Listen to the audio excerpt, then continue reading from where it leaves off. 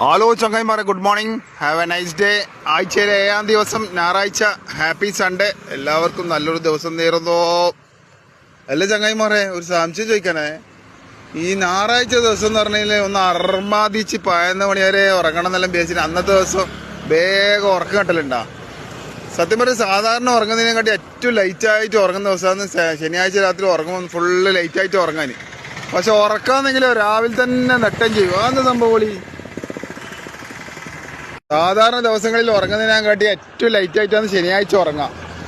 എന്നിട്ടോ നെട്ടൽ ഞായറാഴ്ച രാവിലെ നെട്ടം ചെയ്യും. അങ്ങനത്തെ സ്വഭാവമുള്ള ആൾക്കാരെല്ലാം കമൻറ്റ് ചെയ്യൂ. അങ്ങനത്തെ അനുഭവങ്ങളുള്ള ആൾക്ക്, സ്വഭാവമല്ല, അങ്ങനത്തെ അനുഭവമുള്ള ആൾക്കാരെല്ലാം കമൻറ്റ് ചെയ്യും. അത് എന്തെങ്കിലും അസുഖമായിട്ട് വിളി പയ്യ.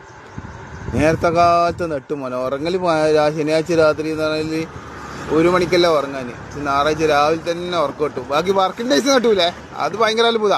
വർക്കിംഗ് ഡേയ്സ് എങ്ങനെ തലയിരുന്ന് കളിച്ച് എങ്ങനെ നോക്കിക്കഴിഞ്ഞാലും നെട്ടലേ ഇല്ല.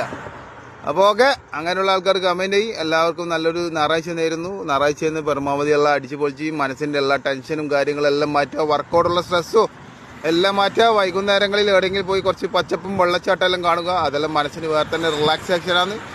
അല്ലെങ്കിൽ പയ്യാമ്പലത്ത് പോയിട്ട് കുറച്ച് സമയം തിരയണ്ണുക ഒറ്റക്ക്. ഓക്കെ, എന്നാൽ കുറേ സമാധാനം കിട്ടും. അങ്ങനെ ഈ പച്ചപ്പെല്ലാം കണ്ടിരുന്ന ഏത് മൊഞ്ച്, ഏത് ലെവൽ, ഏത് റെവൽ എന്ന് പറയുന്ന മാതിരി അടിപൊളിയല്ലേ? ഞായറാഴ്ച ദിവസങ്ങളിൽ നമുക്ക് വേണ്ടി ഒരു 5 മിനിറ്റ് 10 മിനിറ്റ് മാറ്റി വെക്കണം.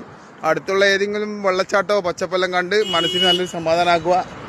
ഓക്കെ, അപ്പോൾ ഹാവ് എ നൈസ് ഡേ. എല്ലാവർക്കും നല്ലൊരു ഞായറാഴ്ച നേരുന്നു.